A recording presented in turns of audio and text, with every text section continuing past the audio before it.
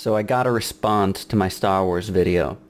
I got a response by Star Wars Only. You guys should go watch my first Star Wars video before watching this response. Here's the annotation.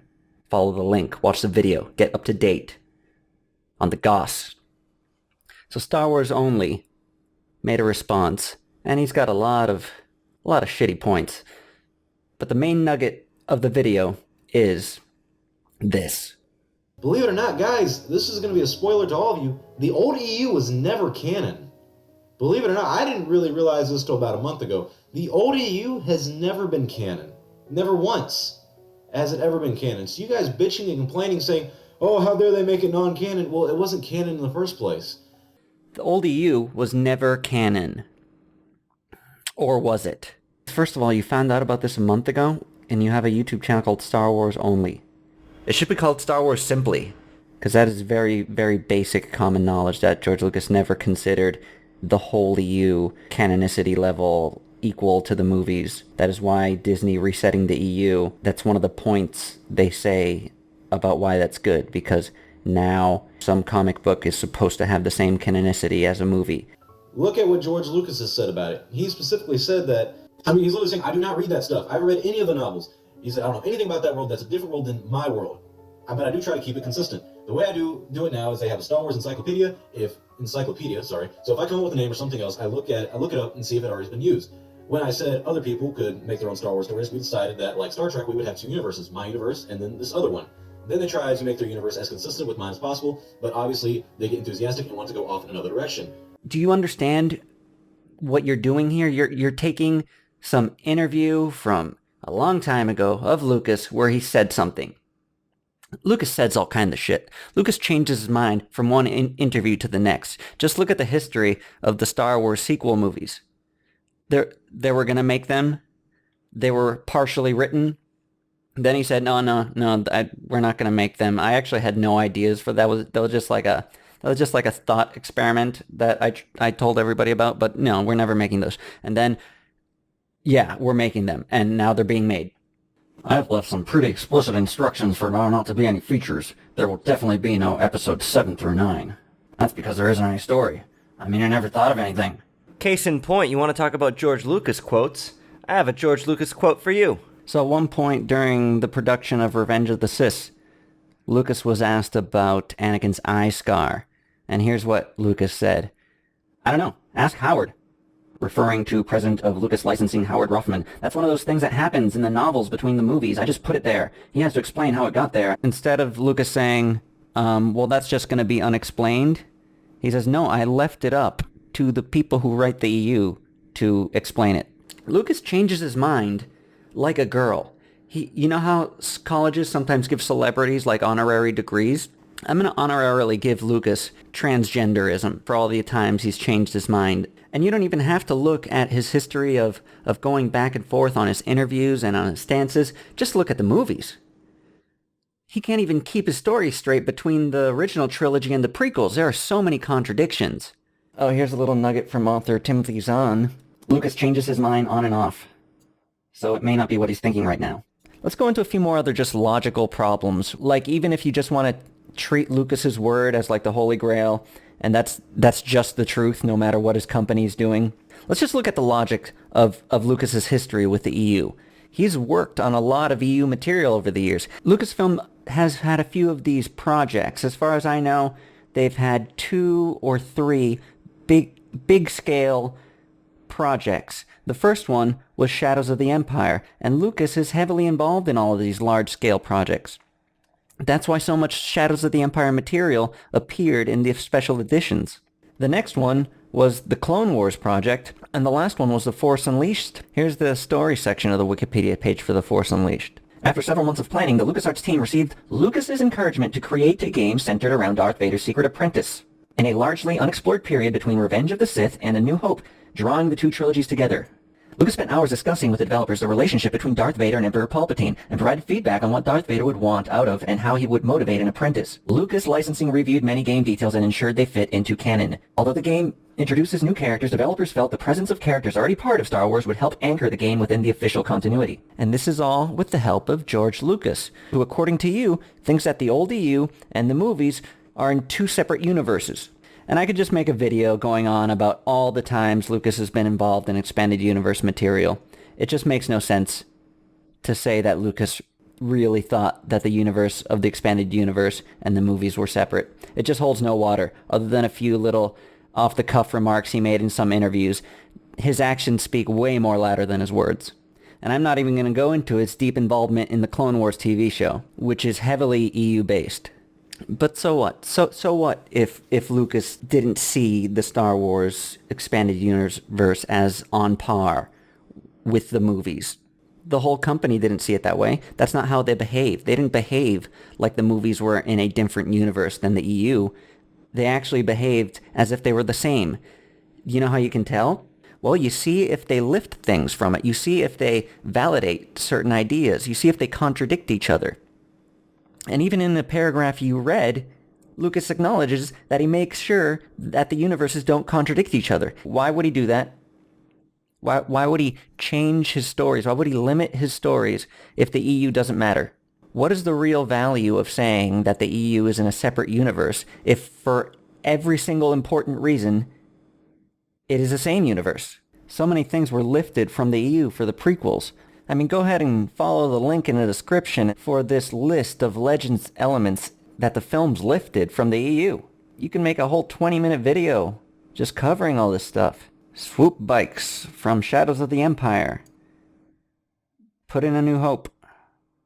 The Outrider, I went into that. A droid from Shadows of the Empire. The character Ayla Secura first appeared in the EU. This character was created for the EU, and Lucas Took her and put her in Attack of the Clones. many planets that originated in the EU, and they were used for the prequels. Many droids, many alien races originated in the EU, and Lucas put them in the prequels. The idea that you can block force lightning with your lightsaber was an idea that first happened in the EU. I didn't even know that. So Star Wars simply. Since I know you're kind of new to Star Wars, I want to explain this sort of general idea of how the EU has always been treated around the movies. Do you understand the word Sith was never in the original trilogy? It first showed up in The Phantom Menace. Before then, if people had only seen the movies, they wouldn't know what a Sith was. But anybody who had paid the slightest attention to the EU knew exactly who the Sith were. There's even a game in the Jedi Knight series called Mysteries of the Sith that came out before The Phantom Menace, before the word Sith was even out there. Timothy Zahn came up with the name for Coruscant, and Lucas used it. He could have just given it the original name he had planned for it, which wasn't Coruscant. He already knew the name of the capital city, the center of the Star Wars galaxy. But besides just the name, the EU was already using Coruscant in so many ways. Like, you didn't know about Coruscant unless you saw The Phantom Menace. You watched the original trilogy, and before the special editions dropped Coruscant in there, Coruscant had already been in games and books and comics, and was already treated the way it was in the prequel trilogy. You know how the prequel trilogies, every movie has many scenes in Coruscant, and it's treated like, yeah, this is the center of Star Wars. Yeah, the games and the books and the comics were treating it like that already.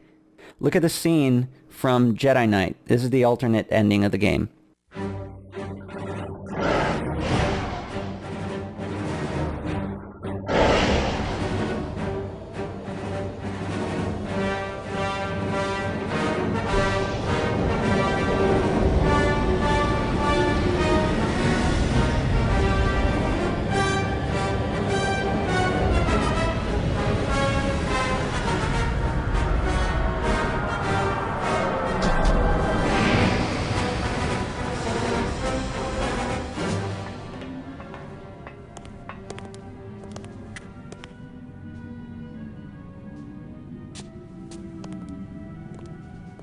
Our spies bring word of a small rebel uprising on Danuta.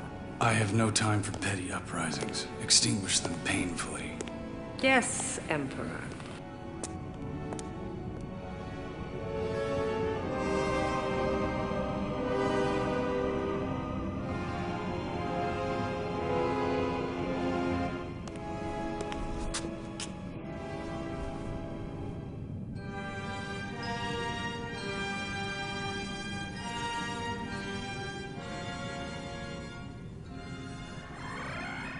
I want you to remember, son, when you're at the academy, how very proud I am of you.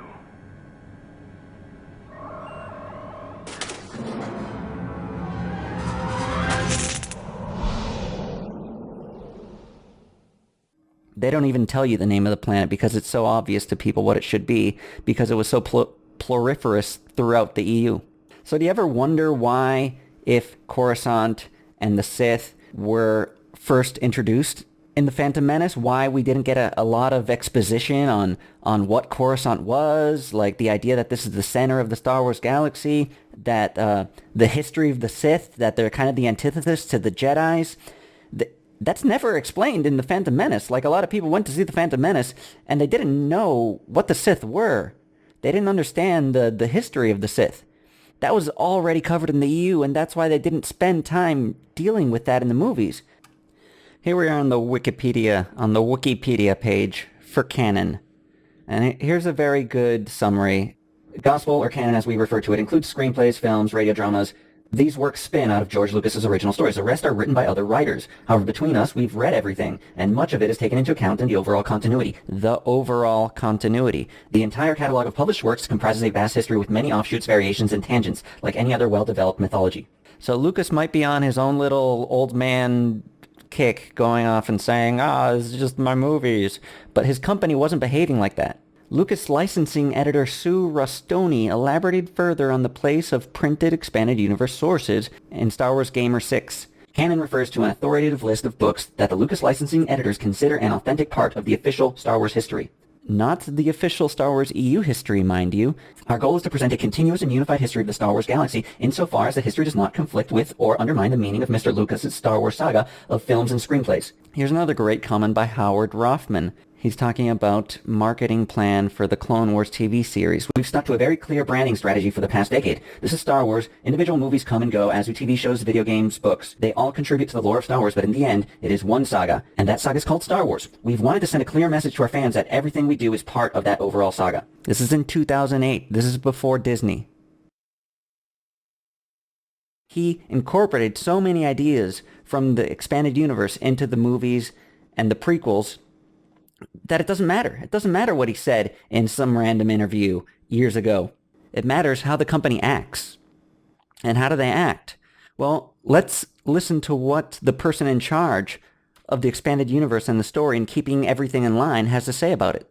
This guy, Leland Chee. This guy is responsible for keeping Star Wars canon.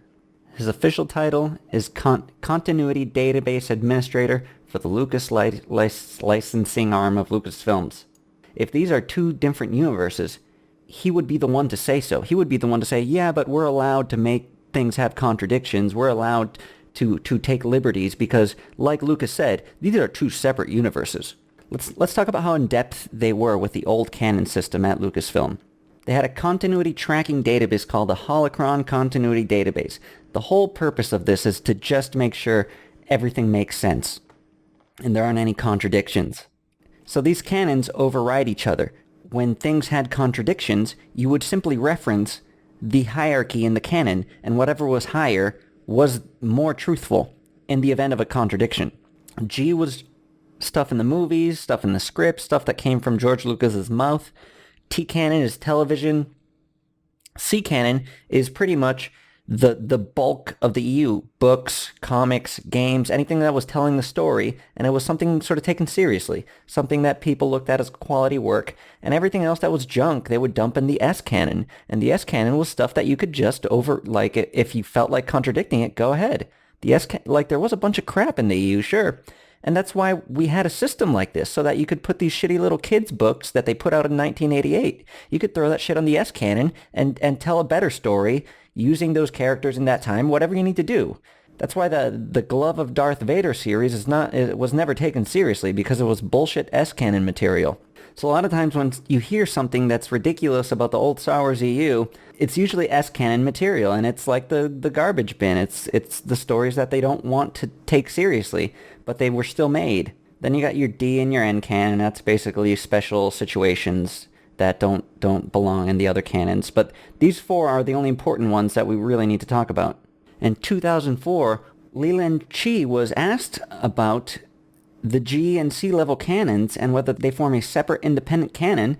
This is basically, they're asking him directly to confirm what Lucas has been saying. He said there is one overall continuity. And that's not him saying this like, well, in my opinion, that he's speaking for the company. He's not saying, well, as a Star Wars fan, this is what I think. The holocron, that's what they call his job, maintaining the holocron. The holocron comes into play for anything official being developed for books, games, websites, merchandise. This guy has no dealings with the movies being separate from the games, the books, or anything else that is telling a story. So looking at this vast hierarchical system of canon, can you really just flippantly say that the EU was never canon? Does that make any sense? Doesn't that sound like a little misinformed, A little simple-minded, a little Star Wars simply. I mean, what am I to say? You found out about this a month ago. You must be well informed by now. So that about covers everything I wanted to go over in this video. I would like to say thank you to Star Wars Simply.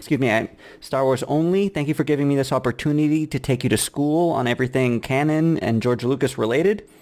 And I didn't want to make this video like a ponage YouTube bickering thing. I just sort of wanted to focus on this one topic. But I'm going to go ahead and make another video just going over sort of point by point your video, because you say so much dumb shit. It's going to be so much fun. So if you're interested in just seeing a ponage takedown video of Star Wars Only on the video he responded to me, you can follow this link. But that about covers this topic, and I'll see you on the next one.